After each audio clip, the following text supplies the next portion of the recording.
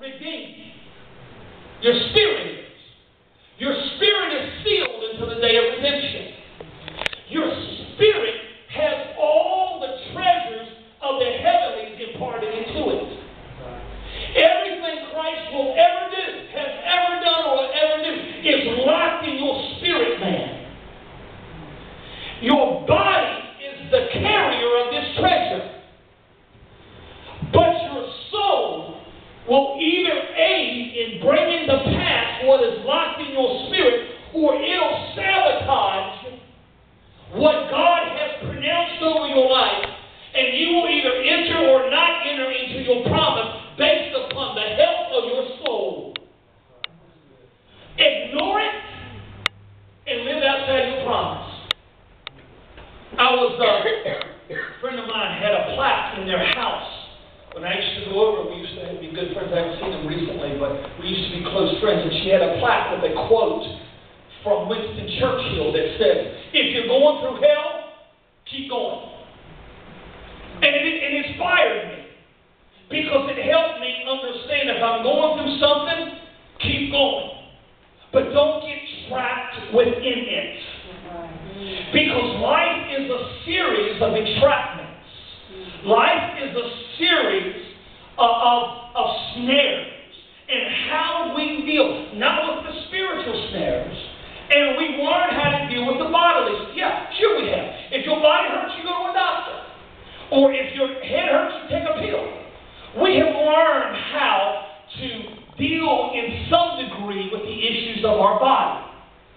But what about the issues of our soul? What about the fact that you've experienced loss in your past, but because you're Super Joe Christian, you were never allowed to grieve like everybody else in your family, because everybody looked to you to be the strong tower? I'm speaking from personal experience. So don't grieve because you can't feel like you can. Because at 18, you have to preach your daddy's funeral because you're a preacher. And 2 years later, you preach your mama's funeral because you're the Christian preacher. And you're holding everybody else together, but you can't grieve. So what you do is you repress your pain. Your pain does not go away because it's repressed. It just stagnates like a cancer. And then it begins to bring devastation to your soul. And then you grow unhealthy, not realizing that you can preach and you can lay hands on folk and you can see great things happen, but you go home and live in hell Monday through Saturday because you have not dealt with your issue because you're so busy helping other people get through theirs. Can I be plain tonight? Yeah. I want to be plain and blunt. Yeah. Some of us have been hurt.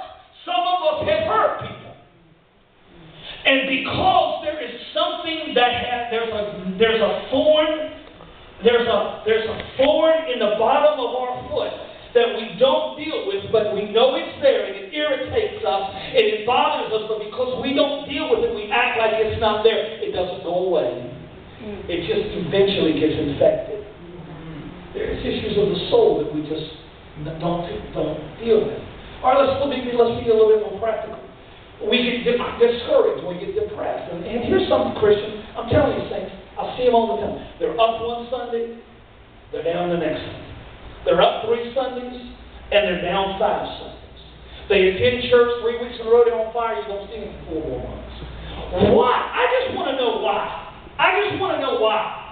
Why do Christians experience these shifts in their lives from up here to down here?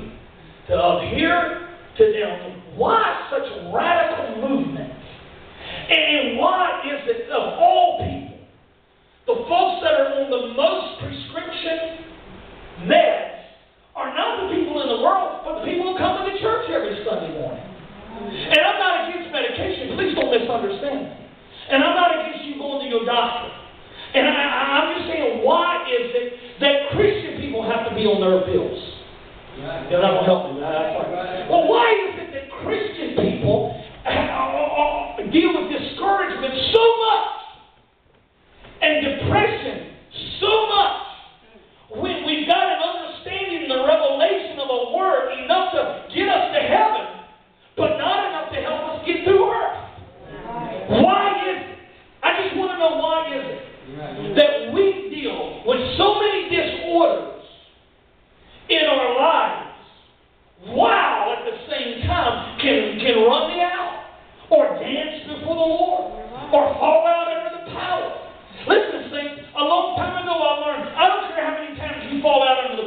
What I want to know is when you get up, can you walk a consistent life?